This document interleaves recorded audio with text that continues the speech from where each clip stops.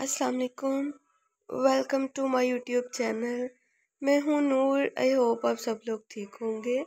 आज हम लोग पूरे 4 से 5 दिन बाद मिल रहे हैं क्योंकि 3 दिन मैं हॉस्पिटल में एडमिट रही हूँ। मैंने आप लोगों को बताया था मेरी तबीयत नहीं सही थी। मुझे 104 103 पे बुखार और सर में झटके लग रहे थे। फिर मुझे कफ़ हो गई, गले का इन्फेक्शन। जैसा कि आप लोग जानते हैं लाहौर का मौसम मतलब हर जगह का मौसम हो गया, तो यही सीन चल रहा था। हालांकि मैं तो कहीं बाहर भी नहीं गई, फिर भी चलें स्टार्ट करते हैं। और आप लोगों का बहुत बहुत बहुत शुक्रिया। आप लोगों ने मेरे लिए इतनी सारी दुआएं की, मैं बहुत खुश हुई। Thank you so much. और कुछ लोगों के नेगेटिव कमेंट्स भी आ रहे थे, तो उन लोगों को मैंने इग्नोर किया। आप लोगों को एटलीस्ट किसी की तबीयत का तो एहसास हो जाना चाहिए। इतना इंसान में एहसास अल्लाह मियाँ ने डाला है, लेकिन लोग एहसास नहीं करते। इतने मतलब जाहिलों की तरह कमेंट्स किए हैं, मतलब फजूल किस्म के कमेंट्स जिसे कहते हैं। इतना मुझे गुस्सा आया ना उन पर, बहुत ज़्यादा। खैर, जहाँ पर प्यार करने वाले होते हैं वहाँ पे हेटर्स भी होते हैं। गोली मारते अपने हेटर्स को। चले स्टार्ट करते हैं हम। बिस्मिल्लाहिर्रहमानिर्रहीम। इश्क नचाया यार बाय मीम आइन, एपिसोड नंबर 4 स्टार्ट करते हैं। अभी मेरे से ज़्यादा बोला नहीं जाएगा, तो मैं थोड़ा थोड़ा करके आप लोगों के लिए रिकॉर्ड करके पोस्ट कर दूँगी ताकि आप लोग इंगेज रहें मेरे साथ। जाओ और कोशिश कर मेरे मुस्तकिल शिकंजे में आने से पहले मेरे सामने ना आओ। जाओ अब। वो इसे नज़रें फेरता सा लहजे में बोला तो जुहान वहाँ से ऐसे गायब हुई जैसे गधे के सर से सींग। इसकी स्पीड पर वो सर झटक कर रह गया। वो घुटनों में सर दिए बैठी ही थी जब दरवाज़ा नॉक हुआ। यस। इसकी इजाज़त मिलते ही दरवाज़ा खुला और जुहान कमरे में दाखिल हुई। इसे यूँ अपने कमरे में देखकर साहिबा चौंक उठी। इतने अरसे में वो पहली दफ़ा इसके कमरे में आई थी। इसका हैरान होना तो बनता ही था। भाभी, आप फ्री हैं? जुहान झिझक कर बोली तो वो बेसाख्ता इस बात में सर हिला गई। मैं बहुत बोर हो रही थी अकेली, तो सोचा आपसे पूछ लूं। अगर आप फ्री हैं तो हम पीछे बाग में चलते हैं, बातें करेंगे, साथ खाएंगे पिएंगे। क्या ख्याल है आपका? वो अपनी बात मुकम्मल करती रुककर साहिबा को देखने लगी, जो इसकी बात सुनते 1 मिनट के लिए कुछ सोचने लगी, फिर मुस्कुराते हुए सर हिला गई। हाँ ठीक है, चलते हैं। मौसम भी बहुत प्यारा हो रहा था आगे। वो बेड से उतरकर जूता पहनती, दुपट्टा सही तरह सीने पर फैलाती इसके हमरा कमरे से निकल आई, जबकि जुहान की खुशी देखने लायक थी। आप रुके, मैं मासी को बोल कर आती हूँ, हमारे लिए जूस और स्नैक्स लेकर आए। इसकी बात पर साहिबा फ़कत सर हिला गई। जुहान किचन की तरफ चली गई तो साहिबा वहीं खड़ी होती आसपास नज़र दौड़ाने लगी, जब उसकी नज़र लाउंज में लगी लार्ज साइज फैमिली पिक्चर पर पड़ी। किस तरह सब हंसते मुस्कुराते चमकते चेहरे लिए खड़े थे, जबकि अब तो ये सब खुशियाँ ख़त्म ही हो चुकी थी। सब प्यार करने वाले बिखर चुके थे। चलें भाभी? जुहान की आवाज़ पर वो चौंक कर इसकी तरफ देखने लगी। हाँ चलो। वो दोनों हवेली के पीछे बाग की तरफ बढ़ गई। बाग की ठंडी हवा इसके वजूद से टकराई तो वो आंखें मूंदती गहरे सांस भरकर हवा को अपने अंदर उतारने लगी। फिर वो दोनों जाकर झूले पर बैठ गई। झूले पर जुहान और रुमैसा बैठा करती थी और ये ओरहान ने लगवाया था इन दोनों के लिए। भाभी, आपसे एक बात पूछूं, अगर आप बुरा ना माने तो? जुहान ने झिझक ज़दा लहजे में पूछे गए सवाल पर वो इसे देखने लगी। हाँ ज़रूर पूछो, साहिबा मुस्कुरा कर बोली। से जुहान बहुत अच्छी और मासूम सी लगी। आप और हाँ लाला पहले से एक दूसरे को जानते हैं ना? इसके सवाल पर साहिबा का रंग जद पड़ गया था। वो तेज से सर घुमाती आगे पीछे देखने लगी। आया किसी ने सुन तो नहीं ली इसकी बात? का क्या मतलब? हम कैसे जानते होंगे? वो हड़बड़ाकर बोली तो जुहान गहरी सांस भरकर रह गई। फिर इसकी तरफ रुख करती इसके दोनों हाथ अपने हाथों में थाम गई। मैं सिर्फ लाला की नहीं, अब आपकी भी बहन हूँ। आप मुझ पर यकीन कर सकती हैं, मैं बहुत अच्छी हमराह साबित होंगी। हर इंसान को किसी ऐसे सहारे की ज़रूरत होती है जिससे वो अपना हर गम बांट कर खुद को हल्का फुल्का महसूस कर सके। मेरे से रिकॉर्डिंग नहीं हो रही, तो मैं थोड़ा सा आहिस्ता आहिस्ता बोल रही हूँ। इसकी बातों पर वो लंबी सांस खींचती आंखें बंद कर गई। तुम कैसे जानती हो कि निकाह से पहले हम एक दूसरे को जानते थे? इसके सवाल पर जुहान हल्का मुस्कुरा कर देखने लगी। क्योंकि मैं मान ही नहीं सकती लाला किसी को ज़बरदस्ती अपनी ज़िंदगी में शामिल होने दे। उन्होंने फाइक चौधरी की बहन को छोड़कर आपकी डिमांड की खुद। ये ये बात क्या जाहिर करती है? पिछले चंद सालों से इनके होंठों पर बेवजह रहने वाली मुस्कुराहट यूं ही तो नहीं हो सकती, पर यह मुस्कुराहट अफगन लाला के निकाह से पहले अचानक ही ख़त्म हो गई, जब छोटू का कत्ल हुआ। लाला इसके बाद पूरी तरह बदल गए हैं। वो बात करती खुद भी माजी में पहुंच गई थी। एकदम से इसे शिद्दत से अफगन और रूमी की याद आई। रूमी से तो वो ज़िंदगी में कभी ना कभी कहीं ना कहीं मिल ही सकती थी, पर अफगन के मिलने का तो हर राह ही बंद हो चुका था। हाँ, हम पहले से एक दूसरे को जानते बल्कि पसंद करते थे। 3 साल से ऊपर वक्त हो गया था हमें साथ। बहुत मोहब्बत करते थे हम एक दूसरे से, पर मेरी एक गलती और बुज़दिली ने इस मोहब्बत को नफ़रत में बदल दिया। मुझे अब भी सरदार से बहुत मोहब्बत है, इतनी मोहब्बत कि इनकी खातिर उफ़ किए बगैर खुशी खुशी अपनी जान भी दे सकती हूँ, पर वो मुझसे सिर्फ और सिर्फ नफरत करते हैं, शदीद नफरत। इसकी इसकी आंखें भीग गईं। किस कदर जुल्म किया था इसने खुद पर, जो इस कदर चाहने वाले को खुद से नफरत करने पर मजबूर कर दिया। क्या होता अगर वो मुश्किल वक्त में हिम्मत से काम लेती और अरहान पर यकीन रखती, पर यह बात इसकी ज़िंदगी की हसरत बनकर रह गई थी। भाभी, मैं नहीं जानती आपने क्या गलती की है जो लाला आपसे इस कदर दूर हो गए, पर इतना ज़रूर कहना चाहूँगी कि गलतियाँ सबसे होती हैं, आपसे भी हो गई। पर जो गलतियों को सुधार कर पहल पहल करके अना को मार अना को मार कर अना को मार दे, तो वो इंसान रिश्ता बचा लेता है। अभी आप पर डिपेंड करता है कि आपको अपना रिश्ता किस तरह बचाना है। जुहान की बातें सीधा इसके दिल पर को जा लगी थी। इससे पहले वो कोई जवाब देती, सकीना वहाँ आई। साहिबा बीबी, आपको बड़े सरदार बुला रहे कमरे में। वो इसे ओरहान का पैगाम देती बोली तो साहिबा को सोचती सर हिला गई। इसको अब अपना रिश्ता बचाना था। वो वहाँ से उठे अपने कमरे की तरफ चल गई। वो आज डरने की बजाय पूरा एतमाद से कमरे में दाखिल हुई। वहाँ वो जानती थी वो और मानती भी थी कि इसने गलतियाँ की थी। इसने अपनी गलतियों की वजह से अपने शोहर को खुद से दूर कर दिया था। वो शोहर जो इसे दीवानों सी मोहब्बत करता था। वो शोहर जो बिन कहे इसकी हर बात समझ जाता था। वो शोहर जो इसकी हर पुकार पर लबैक कहता था। और इसने खुद क्या किया? अपने शोहर पर एतमाद ही ना किया, इस एतबार की डोरी ही ना थमाई। पर इसकी इस कदर संगीन गलती के बावजूद इसने कभी साहिबा की ज़ात की तजलील ना की। पर अब इसे पहल करनी थी, अपने शोहर पर एतमाद जताना था और सब कुछ ठीक करना था। वो कमरे में दाखिल हुई तो अरहान सोफे पर सर पीछे गिराए आंखें मूंदे बैठा था। काली शलवार कमीज पहने, बाजू कोहनी तक मोड़े, गले में बादामी रंग की चादर डाले, वो थका सा मालूम हो रहा था। सुनहरी आंखें बंद थी, जबकि खड़ी नाक के नीचे मौजूद अनाबी लब सख्ती से बाहम पे बस थे। इस कदर रफुलिये में भी वो इस कदर मुकम्मल और शानदार लग रहा था कि साहिबा बेख्तियार माशाल्लाह कह उठी। अपने पीछे आहिस्ते से दरवाज़ा बंद करती, वो अपने कदम सोफे की तरफ बढ़ा गई। इसके करीब बैठकर वो अपना हाथ इसके बिखरे बालों में फंसा गई। वो भी डेरे से वापस आया था। सुबह शहर गया, फिर वहाँ से आकर सीधा डेरे पर चला गया, वहाँ से सीधा हवेली चला आया, क्योंकि वो बहुत थकावट महसूस कर रहा था।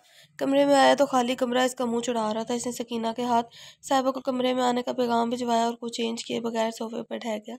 अभी से आंखें मूंदे कुछ मिनट ही गुजरे थे जब इसे दरवाज़ा खुलने और बंद होने की आवाज़ सुनाई दी, पर वो यूं ही पड़ा रहा। पर चंद लम्हों के बाद ही इसे अपने करीब इसकी मौजूदगी महसूस हुई। इससे पहले कि वो आंखें खोलता, वो अपना नरम और नाजुक हाथ इसके बालों में फंसाती इसके घने बालों में उंगलियां चलाने लगी। और हान को इसकी हरकत से रगो रूपे में सुकून उतरता महसूस हुआ। दिमाग को सुकून मिला तो आंखों ने खुलने से इनकार ही कर दिया, पर वो जिद में आता इसका हाथ पकड़कर पीछे हटा गया। अगले ही पल वो फिर से इसके बालों में उंगलियां चलाने लगी। सुकून महसूस करने के बावजूद वो फिर से इसका हाथ पीछे कर गया, पर वो भी अपने चलाते दोबारा से अपने काम में मसरूफ़ हो गई।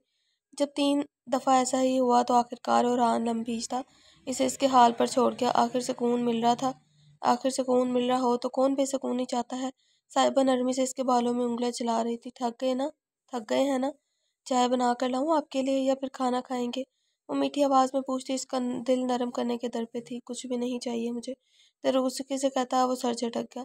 इसके दिल ने शोर मचाना शुरू कर दिया था। वो नहीं जानता था वो एक पल के लिए भी इससे दूर हो। ऊपर से इसका नर्म और नाजुक खुशबू में बसा वजूद और हान के मजबूत तो तंत वजूद से टच होता इसकी सोए जज्बातों को पूरी तरह जगा चुका था। और हान का दिल चाहा कि इसे पकड़ के खुद से दूर कर दे, वरना इसके खुद के लिए मुश्किल पैदा हो जाएगी। पर वो चाहकर भी ऐसा ना कर सका। वो इस वक्त सिर्फ इसका लम्स महसूस करने की चाह में था। साहिबा इसकी बंद आंखों कुछ और नजरों से देखती, धक धक करते दिल से इस पर झुकी, इसके माथे पर अपने होंठ रखी। और हान को जैसे इसके नर्म और नाजुक होंठ अपनी पेशानी पर महसूस हुए, ऐसा महसूस हुआ दिल में जिस बात की लगी आग पर किसी ने पेट्रोल डालकर इस आग को भड़का दिया। वो पट से आंखें खोलता, इसकी कलाई को अपनी सख्त गिरफ्त में लेता, इसे एक झटके से अपने ऊपर झुका गया। इसके एकदम से झटका देने पर वो संभल ना सकी और उसके सीने पर गिर गई। वो इसे कुछ समझने का मौका दिए बगैर इसकी सांसों को कैद कर गया। इसके नरम गरम होठों के लम्स ने इसके जज्बात को और बढ़ा दिया था। यूं करीब आकर मेरे सीने में लगी जज्बातों की आग को भड़काना चाहती हो, क्यों अपनी नाजुक जान को अज़ाब में डाल रही हो?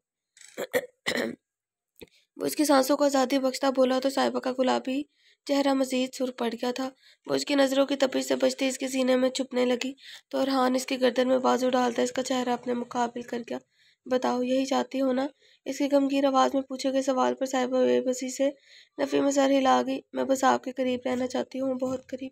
वो इसकी कमीज़ के खुले बटनों को छेड़ती हुई धीमे लहजे में बोली और अरहान आंखें सुकेट कर रह गया। मतलब अपनी नन्ही सी जान को मुश्किल में डालना चाहती हो? इसके सवाल पर धीरे से झुकी पलकें उठाते इसके जज्बात से भरपूर सुनहरी आंखों में झांकने लगी, पर वो इस बात से बेखबर थी कि इसकी हरी आंखें बुरहान का दिल बेकाबू कर रही हैं।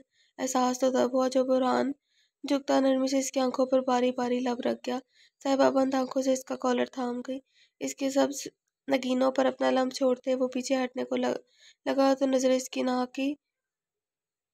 की कातिल बाली से टकराई और फिर वो किस तरह पीछे हटता। वो झुककर इसकी बाली पर सुलगते लब रखता, इसकी नाक पर दांत जमा कर साहिबा के लबों से सिसकी बरामद हुई और हान ने पीछे हटकर इसकी नाक पर नजर डाली जो सुर्ख हो रहा था। वो लाल पीली होती और हान को मजीद हसीन लगी और हान धीरे से अपने दोनों हाथ नीचे ले जाता इसकी नाजुक कमर पर जमा गया। इसकी कमर को दोनों हाथों में जकड़े वो उसकी तरफ अपनी तरफ खींच गया। वो जो पहले ही लाल गुलाबी हो रही थी, इसकी हरकत पर आंखें जोर से मीच गई। तुम्हारी कमर के जाविये को देखता हूँ और फिर अपने हाथों को देखता हूँ तो इस बात पर ईमान बढ़ने लगता है, खुदा बहुत बड़ा जीनियस है। इसने हर चीज़ बहुत नाप तोल कर बनाई है। इसके कान के करीब सरगोशी करता वो अपनी बातों और हाथों से इसकी जान निकालने के दर पे था। इससे पहले कि वो मजीद कोई पेशकदमी करता, दरवाज़ा एकदम बज उठा और हान ने पीछे हटते नागवार नजरें दरवाजे पर डाली। इसका ध्यान हटते देख वो तेजी से वहां से उठी, बेड पर जाकर बैठ के, जबकि औरान बिगड़े तेवर लिए दरवाज़ा खोलने चला गया। दरवाजे पर सकीना थी जो रुखसार बेगम का पैगाम लेकर आई थी, जो इसे नीचे बुला रही थी। और हान एक नज़र बेड पर नजरें झुकाए बैठी साहिबा पर डालता कमरे से बाहर निकल गया तो साहिबा गहरे सांस खारिज करती ही बेड पर पीछे गिर गई। उफ, ये तो बहुत खतरनाक है। यूं लग रहा था जैसे आज ही जान निकालेंगे, वो खुद से बोली। पर जब इसकी जिसारती याद आई तो अपना चेहरा सरहाने में छुपा गई। वो कमरे में दाखिल हुआ तो रूमी अपनी हालत दुरुस्त किए बगैर बेड की शीट से टेक लगाए नींद दराज होकर नींद की वादियों में जा चुकी थी। फाइक इसके चेहरे के तासुरात से इसकी बेआरामी का अंदाजा लगा सकता था। इसने अपने पीछे दरवाज़ा बंद किया और टाई की नाव ढीली करता अलमारी की तरफ कदम बढ़ा गया। एक हाथ से टाई उतार कर फेंकी और फिर अलमारी से अपना नाइट सूट लेता बाथरूम की तरफ बढ़ गया। 10 मिनट के बाद वो फारिग होकर बाहर आया तो रूमी की पोजीशन में 19-20 का फर्क ना आया था। कंधे पर पड़ा तौलिया ड्रेसिंग टेबल पर फेंकने के बाद वो अपने कदम इस परी पैकर की तरफ बढ़ा गया। इसके करीब पहुंचकर वो एक घुटना मोड़कर इसके नजदीक बेड पर बैठ गया। रूमी इसे धीरे से इसे पुकारा पर जवाब ना दे। इसने 2-3 दफा मजीद इसे पुकारा पर वो टस से मस न हुई। वो समझ गया कि रूबी गहरी नींद में जा चुकी है। जो निकाह का दुपट्टा इसने ओढ़ रखा था, इस पर मोती लगे थे जो इसकी जिल्द में चुभने इसे बेचैन कर रहे थे। पाइक ने इसकी गर्दन के नीचे बाजू डालकर इसे थोड़ा सा ऊपर उठाया और इसके वजूद से वो भारी दुपट्टा अलग कर दिया। दुपट्टा इसके वजूद से अलग हुआ तो नाजुक सरापा हर बोझ से आज़ाद हो गया। पाइक ने गहरी नज़र इसके दिलकश शराबे पर डालने के बाद इसे सीने तक ब्लैंकेट में छुपा दिया। अब इसकी नज़रों का मरकज़ इसके दाएं गाल और गर्दन की दाईं तरफ बने निशान थे जो निकाह वाले दुपट्टे की मरहूने मिन्नत थे। वो अपने हाथ की पुष्ट धीरे से इसके गाल पर फेरने लगा तो इसे एक अनोखा सा एहसास जिस्मो जान को छू गया। गाल से हाथ से रखता हुआ गर्दन पर आया तो जज्बात सर उठाने लगे। वो घबरा कर अपना हाथ खींच गया। ये गलत है फाइक, तुम इसकी बेखबरी में इसकी जात का फ़ायदा नहीं उठा सकते। जानता हूँ वो तुम पर हलाल है, पर इसके जज्बात मजरूह ना करना।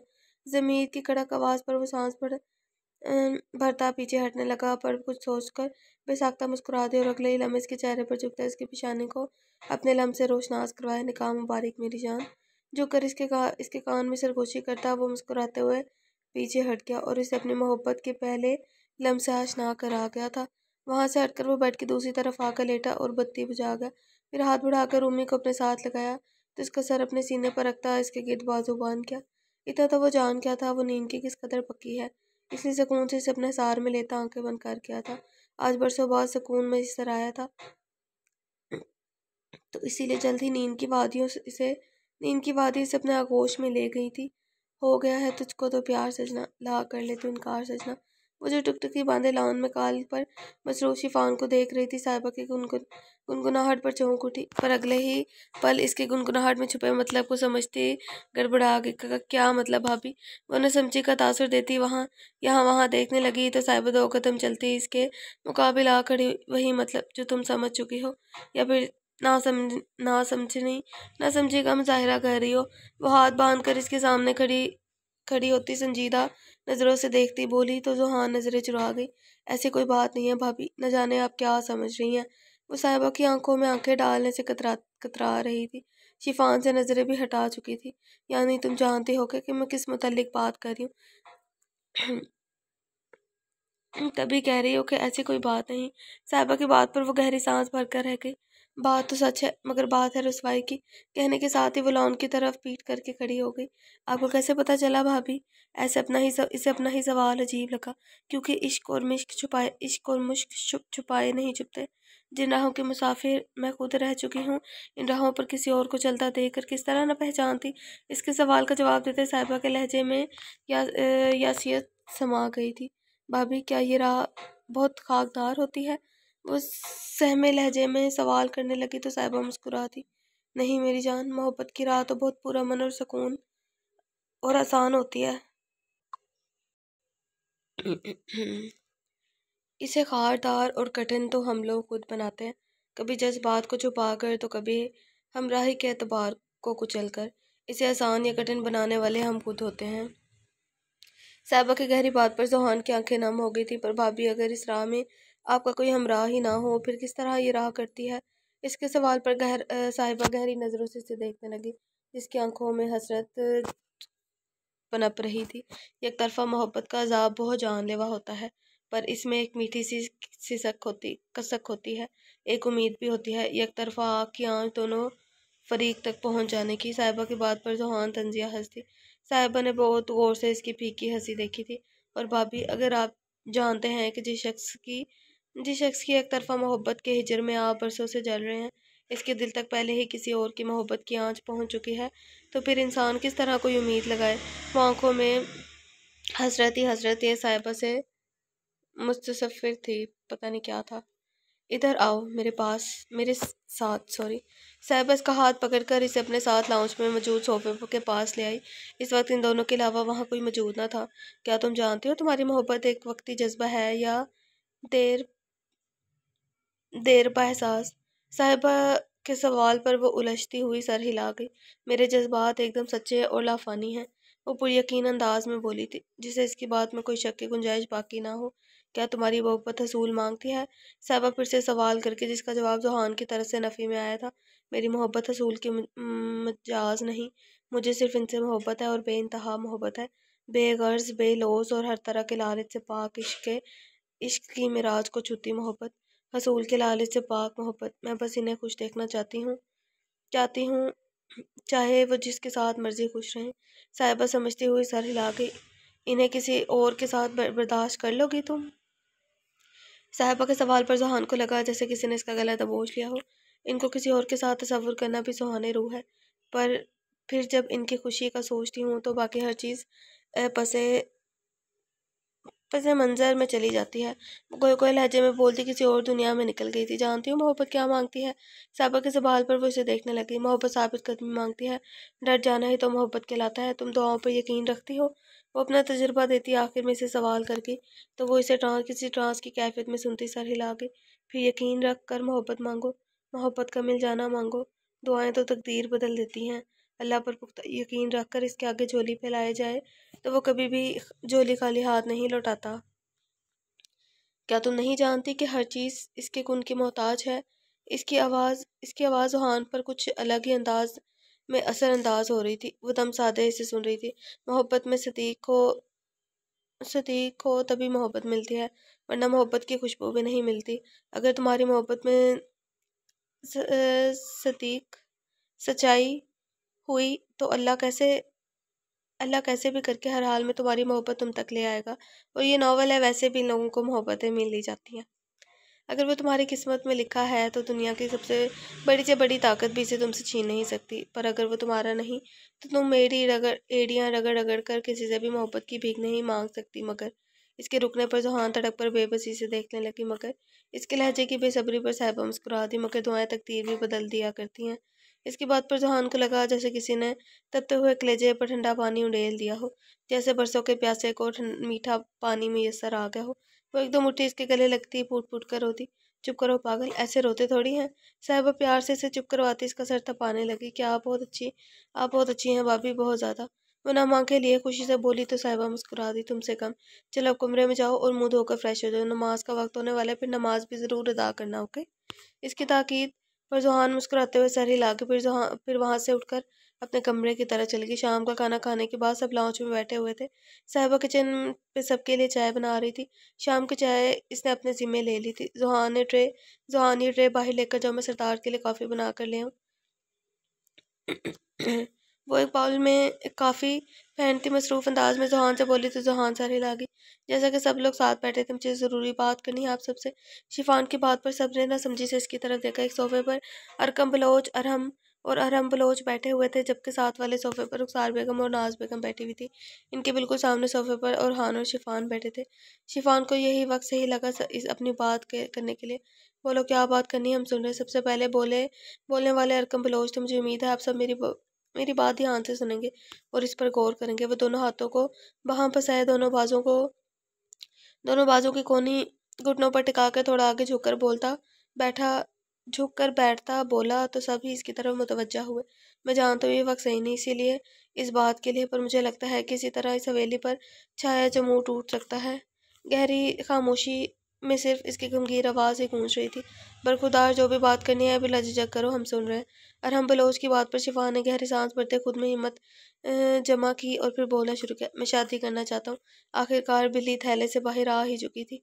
इसकी बात पर हवेली के सब अफराद पर सक्तादारी हो गया। यह आखिरी बात थी जिसकी तवक्को वो शिफान से नहीं कर सकते थे।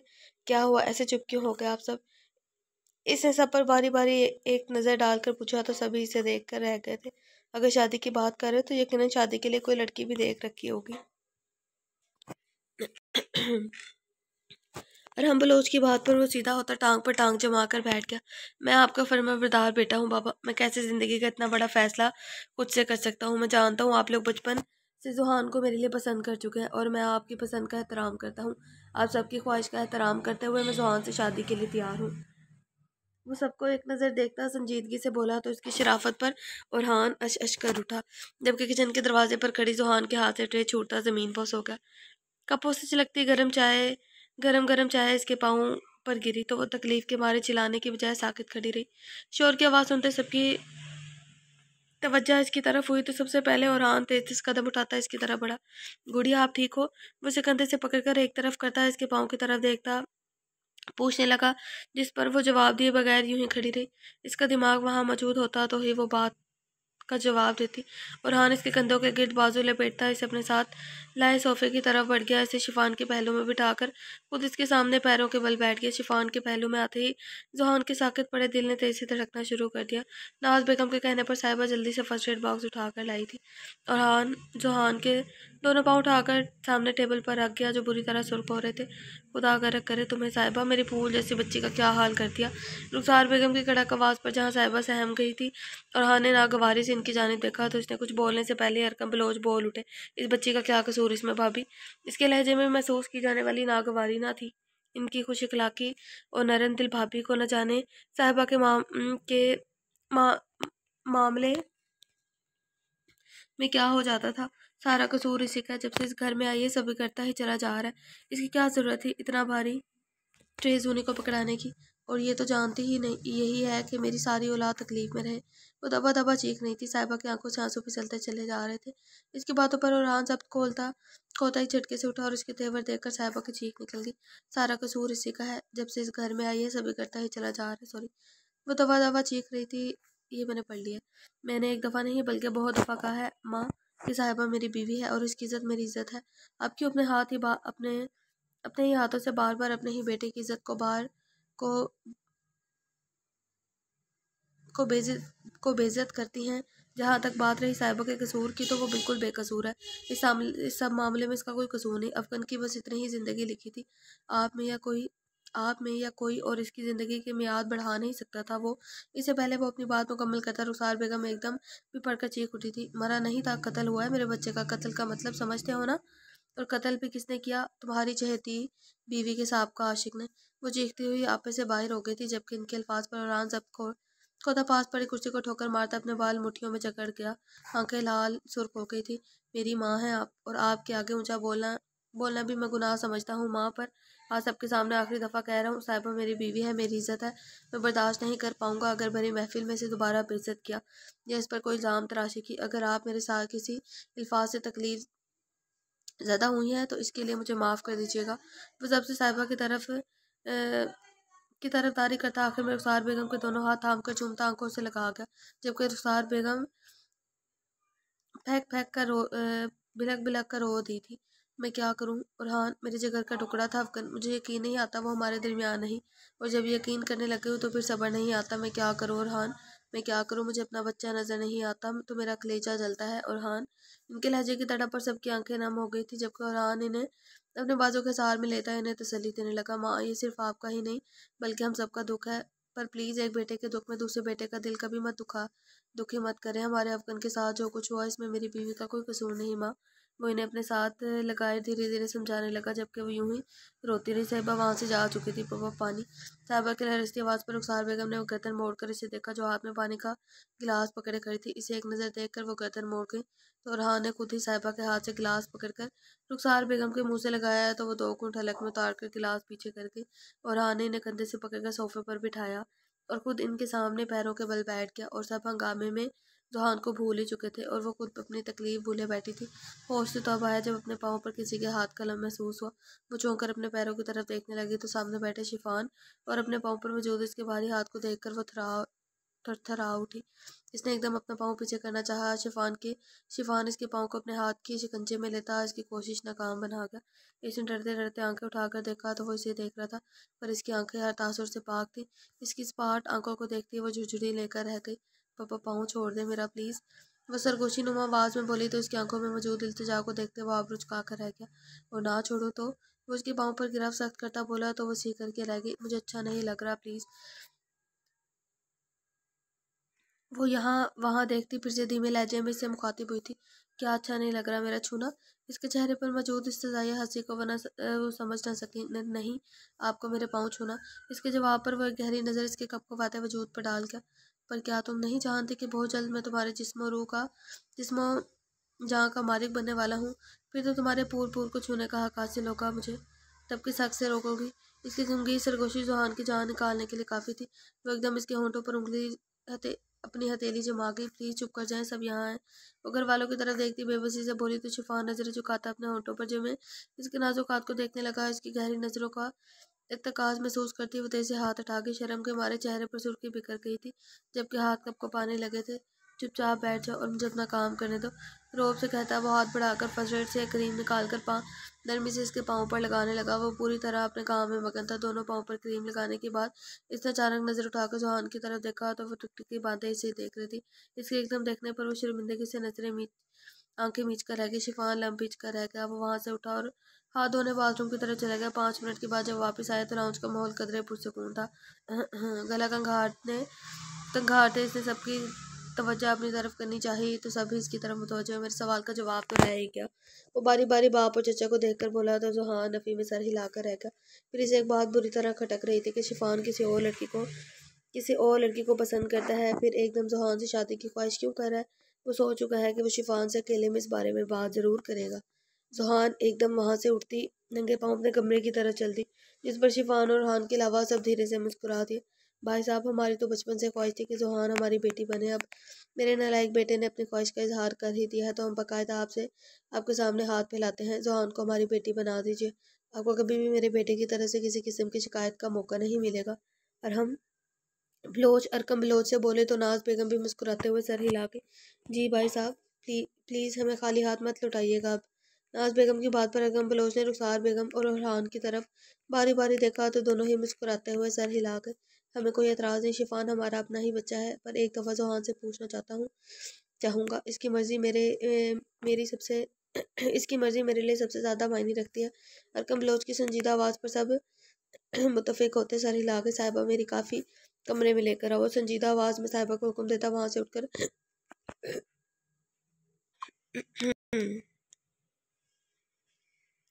साहिबा सर हिलाती ही किचन की तरफ चल गई। वो आज एक हफ्ते के बाद गांव से वापस आया था। लाख चाहने के बावजूद भी इतने दिन लग गए थे इसके वहां पर। वो काहे बकाए मुलाजमा को कॉल करके रुमैसा की खैरियत पूछता रहा था। वो जैसे ही घर में दाखिल हुआ तो रुमैसा से सामने का सोचते एक दिल फरेब मुस्कुराहट खुद ब खुद होंठों पर बिखर गई। चौकीदार ने गेट खोला तो वो गाड़ी ड्राइवर ड्राइवर पे पार करता अंदर की तरफ बढ़ गया। सलाम साहब जी। इसे लाउंज में देखते मुलाजमा ने सलाम झाड़ा तो वो सर के इशारे से जवाब देता आगे बढ़ गया। इसका रुख अपने कमरे की तरफ था जहां वो नाजनीन रूह पोश थी। इसने दरवाजे के हैंडल पर हाथ रखते जैसे दरवाजा खोला तो मोती की दिल फरेब खुशबू पूरे कमरे में फैल गई। आंखें बंद करता गहरी सांस भरकर वो खुशबू अपनी सांसों में उतारने लगा। 2 कदम चलकर अंदर दाखिल हुआ और अपने पीछे दरवाजा बंद कर दिया। कमरा खूबनाक मंजर पेश कर रहा था। पूरे कमरे में मोती की भीनी भीनी खुशबू फैली हुई थी।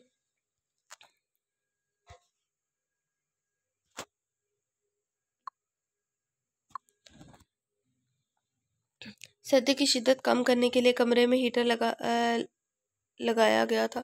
साइड टेबल लैंप की मध्यम रोशनी में बेड पर दराज वजूद गैर वाज़ेह सा था। फाइक ने जैकेट उतार कर सोफे पर फेंकी और अपने कदम बेड की तरफ बढ़ा दी जहां वो रगे जान महर सराहियत थी।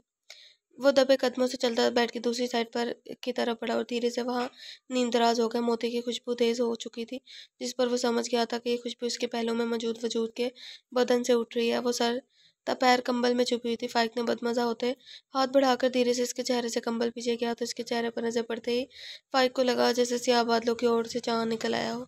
कान से आंखें बंद थी जबकि पलकों की झालर गालों पर गिरी पड़ी थी। नाक में बहनी नतली नीम अंधेरे में भी पूरी तरह चमक रही थी जबकि गुलाबी होंठ नीम बा थे। इसने हाथ बढ़ाकर इसके माथे पर बिखरे बाल पीछे हटाया और झुककर इसके पिशाने पर अपनी मोहब्बत की मेहर जब्त की। इसकी लम्स पर वो कुसमसाने लगी। वो नींद की बहुत पक्की थी पर इस वक्त इसे सोते हुए काफी वक्त गुजर चुका था और नींद भी पूरी हो चुकी थी जिसकी वजह से वो धीरे से आंखें खोल गई। पर जैसे इसकी छठी ही इसने इसे इशारा दिया तो इसके पहलू में कोई मौजूद है। वही झटके से उठ बैठी पर एकदम करा उठी। फाइक जो इसके चेहरे पर झुका हुआ था इसे एकदम उठने पर संभल न सका जिसकी वजह से रुमैसा की नाक पाई की कुशादा पेशानी से टकराई। इसके कराने पर फाइक फुर्ती से पीछे हटा और इसके सुर्ख पड़ते नाक को देखने लगा। फिर इसे पहले के वो इन दोनों से कोई कुछ बोलता कमरे में मौजूद तीसरे वजूद की आवाज पर दोनों अपनी अपनी जगह साकित हो गए। फाइक जो इसके चेहरे पर झुका हुआ म्याऊं बारीक सी आवाज सुनते फाइक भरपूर चौंका जबकि रुमैसा कुछ रिलैक्स हुई। ये बिल्ली कहाँ से आई यहाँ? वो कमरे में कोने में बैठी सफेद रंग की छोटी सी बिल्ली को देखकर रुमैसा से पूछने लगा जिस पर वो बगैर कोई जवाब दिए चुपी बैठी रही। आपसे पूछ रहा हूँ मैं रुमैसा। वो अब किसके नाम पर जोर देता बोला तो वो फिर भी ना बोली। वो जब्त करता लब भींच के और हाथ बढ़ाकर इसके दोनों बाजू थाम कर इसे झटका देता अपने करीब कर गया। वो जो अपने ध्यान में बैठी थी एक दम झटका मिलने पर संभल न सकी और सीने से जा लगी।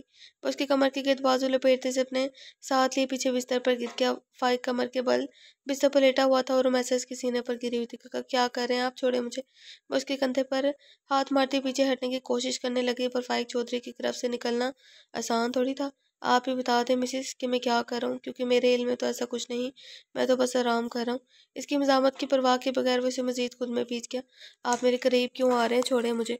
वो उसकी गिरफ्त से निकलने के लिए झटपटा रही थी जिसे देखते वो महजूज हो रहा था। बिना जाने इसके मन में क्या आसमाई कि एकदम करवट लेता इससे पिठ पर इसे बिस्तर पर लिटाकर खुद इसके ऊपर झुक गया। फाइक उसे खुद से दूर करती बेबसी से बोली, जाने फाइक। इस कदर खूबसूरत अंदाज में मेरे नाम लेने पर इस हसीन होंठों का खराज तो बनता है ना। वो खुमार आलूद आवाज़ में कहता है, इसे कुछ सोचने समझने से पहले ही इसके कोमल लबों पर झुकता इन्हें कराची से नवाजने लगा। इसकी इस कदर बेबाकी पर रूमी की पलकें आंखें खुली की खुली रह गई। इससे पहले वो इसे पीछे धकेलती वो खुद ही नरमी से इसके होंठों को छूता पीछे हट गया। क्या बदतमीजी थी ये। वो एकदम होश में आते कर आकर बोली तो अपने दोनों हाथों से इसके कंधे पर मुक्के मारने लगी। इसके दोनों हाथों को अपनी गिरफ्त में लेता वो सर से ऊपर बिस्तर पर टिका गया। आप तो बिल्कुल अनाड़ी है मिसेस, मतलब आपको सब कुछ सिखाना पड़ेगा। इसे बदतमीजी नहीं बल्कि प्यार कहते हैं। वो बोझल आवाज में कहता, अपने नाक इसकी नाक से टकरा गया तो वैसा नागवारी के एहसास से चेहरा मोड़ के इसका चेहरा जब से सुर्ख पड़ रहा था। फाइक में कह रही इससे पहले वो अपना जुमला मुकम्मल करती वो फिर से इसके होंठों पर झुक गया। अब तो आप जान ही गई होंगी कि आपके होंठों से अदा होने वाला अपना नाम मुझे किस कदर दिलकश लगता है। इसकी गमगीर दिलकश आवाज भी रुमैसा को हैबतनाक महसूस हो रही थी। आप में ज़रा भी शर्म हया बाकी है या नहीं। वो भरपूर गुस्से से चीखी थी, पर अब की दफ़ा इसका नाम लेने से मुकम्मल गुरेज किया था, जिसे महसूस करते फाइक मोहब्बत से मुस्कुराया। आपने कभी सुना नहीं क्या, जिसने की शर्म उसके फूटे करम। इसीलिए भाई मुझे अपने करम नहीं फुटवाने फोड़ने शर्म करके, और वैसे भी बीवी से प्यार का इजहार करते हुए किसी शर्म और कैसी हया। इसके डीठ पन पर रुमैसा का दिल के अपना सर फाड़ ले, पीछे हटे और छोड़े मुझे। वो कहने के साथ फिर से भरपूर मजामत करने लगे, छोड़ने की बात मत करें बार बार मिसेस, क्योंकि आपकी आखिरी सांस तक छोड़ने का कोई इरादा नहीं मेरा, और ना ही ऐसे कुछ फहमी पा लिएगा। वो उसकी नाक पर लब रखता पीछे हटा तो वो भी तेजी से उठकर बैठी, और आप भी इसको शहमी में मत रहिएगा कि कातिल के साथ जिंदगी गुजार दूंगी मैं। मेरे भाई जिंदा हैं दोनों अभी, बहुत जल्द मुझे इस कैद से आज़ाद करवा लेंगे।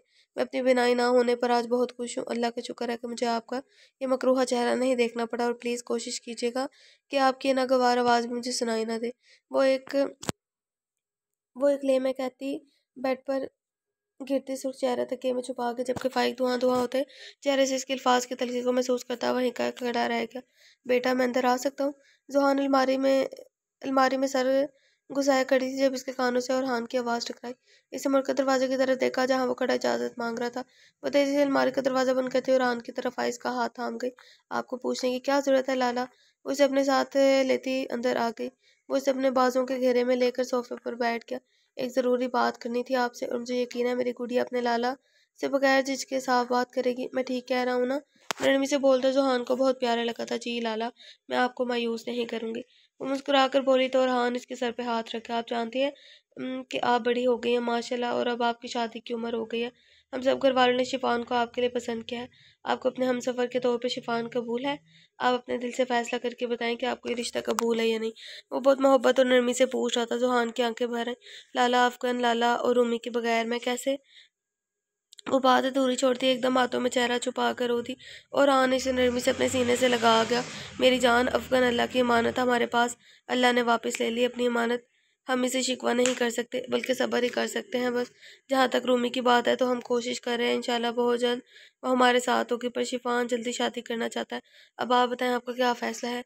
इसकी बात पर जोहान सर झुका के, मुझे आपका हर फैसला कबूल है लाला। मुझे यकीन है आप सब मेरे लिए कभी गलत फैसला नहीं करेंगे। वो माँ से कहते इसके सीने पर सर रख गई तो औरहान मुस्कुराता हुआ इसके बालों पर लब रख गया। खुश रहो मेरी जान, मुझे पूरा यकीन है शिफान मेरी गुड़िया को बहुत खुश रखेगा। वो इसका वो इसका सर थपथपाता बोला तो वो आंखें बंद करती सर हिला गई। जोहान का इकरार मिलते ही शादी की तारीख तय कर दी गई थी, और साथ ही तैयारियां शुरू कर दी थी। शिफान और रोहान इसी दिन से शहर गए हुए थे और अब तक वापस ना लौटे थे। वो बेड की चादर से ही करी जब कमरे का दरवाजा खुलने की आवाज़ सुनाई दी।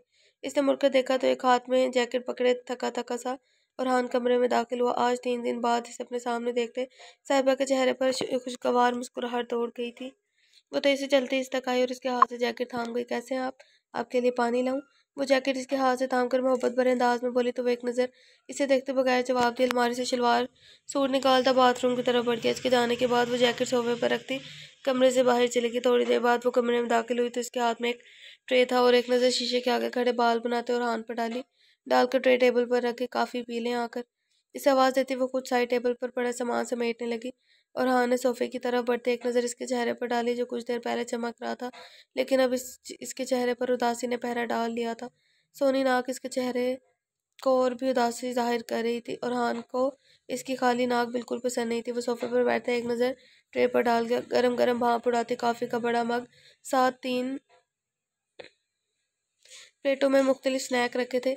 इसे इस वक्त सच में काफ़ी की बहुत तलब थी। सुबह से नाश्ता किया था और अब दोपहर के 2 बज रहे थे। चाय का एक मग भी लेकर आओ। इसे हुक्म देता वो सर सोफे की पूछ से टिका गया। वो पहले सवाल पूछने की खातिर मुंह खोलने लगी, फिर चुपचाप कमरे से निकल गई। 5 मिनट बाद वो वापस आए तो कॉफ़ी का मग हाथ में पकड़े बैठा था। यहाँ बैठो आकर। इसने अपने करीब बैठने का इशारा किया तो वो बगैर कोई सवाल किए आकर इसके पास सोफे पर बैठ गई। ये चाय खत्म करके उठोगे यहाँ से तुम? और नाश्ता कब किया था? इसके सवाल पर वो नजरें चुरा गई। कुछ पूछ रहा हूँ। अब की दफा वो जरा ऊंची आवाज में बोला तो साहिबा का सांस सीने में अटक गया। मुझे भूख नहीं थी। इसके जवाब पर वो नफी में सर हिला गया, जैसे जानता हो ऐसा ही कोई जवाब मिलने वाला है। चाय का कप नीचे रखो, ये स्नैक्स लो पहले। ये प्लेट्स खाली करके फिर चाय पियोगी तुम, खाली पेट मत पीना। वो उसे देखते बगैर कुछ बगैर वो इसे देखे बगैर कहता अपने हाथ में पकड़ा काफी का मग लबों से लगा गया। जहाँ साहिबा को इसकी यूं फिक्र पर खुशी हुई, वहीं इसका बेपरवाह अंदाज देखकर दिल दुख से भर गया। कितनी मोहब्बत करता था वो इससे, कितना ख्याल रखता था इसका, पर अब जैसे वो इसे मोहब्बत भी भुला ही चुका था। ये सब सोचकर साहिबा के हलक में आंसू का गोला अटक गया। खाओ। वो इसे यूं ही बैठा देख कर बोला तो वो एकदम आंसू साहिबा की आंखों से फिसलते गालों पर बह गए। इसे यूं रोते देख और हान का दिल तड़प उठा। वो लाख इसे नफरत का इजहार कर लेता, पर वो उसकी पहली मोहब्बत थी। अपने दिल में साहिबा के लिए पनपती मोहब्बत को वो चाहकर भी खत्म नहीं कर सकता था और ना ही वो ऐसा करना चाहता था। हाँ, वो इससे नाराज जरूर था। वो चाहता था कि साहिबा को अपनी गलती का एहसास हो कि इसने अपने शौहर पर भरोसा नहीं किया, और वो इसे बेरुखी पर और वो इसे बेरुखी बरत कर इसे इसी गलती का एहसास करवाना चाहता था, ताकि जिंदगी का किसी और मकाम पर वो इस पर बेएतबारी ना कर सके। पर यह भी सच था कि साहिबा के आंसू देखना और बलोच के लिए दुनिया का सबसे मुश्किल तरीन काम था। इसके आंसू और का दिल तड़पा कर रख देते थे। ये रोना बंद करो, जानती हो ना कितनी कितनी चिढ़ है मुझे रोने धोने वाली लड़कियों से। जल्दी से ये सब खत्म करके तैयार होकर नीचे आ जाओ, हम शॉपिंग पर जा रहे हैं। तुम्हारे पास सिर्फ 10 मिनट है और वापसी पर ये बर्तन खाली किचन में वापस जाने चाहिए। अपने दिल की हालत से बेचैन होता वो इस पर हुक्म सादिर करने के बाद अलमारी से अपनी मर्दाना शान निकाल कर कंधों के गिर्द फैलाता कमरे से बाहर निकल गया तो साहिबा भी मरे मरे अंदाज में स्नैक्स की तरफ हाथ बढ़ा गई। भला साहिबा और हान का हुक्म कैसे टाल सकती थी? तो हम अपने एपिसोड को यहीं पर एंड करते हैं। आज मैं कोशिश करूँगी कि 2 एपिसोड्स डाल दूँ, क्योंकि काफ़ी दिनों से नहीं डाले। बट जैसे कि आप लोग मेरी आवाज़ से भी अंदाज़ा लगा सकते हैं, मुझे बार बार रिकॉर्डिंग पॉज करनी पड़ती है और मुझे सांस लेना पड़ता है, कफ करनी पड़ती है, फिर जाके मुझे कहीं रिकॉर्डिंग करनी पड़ती है।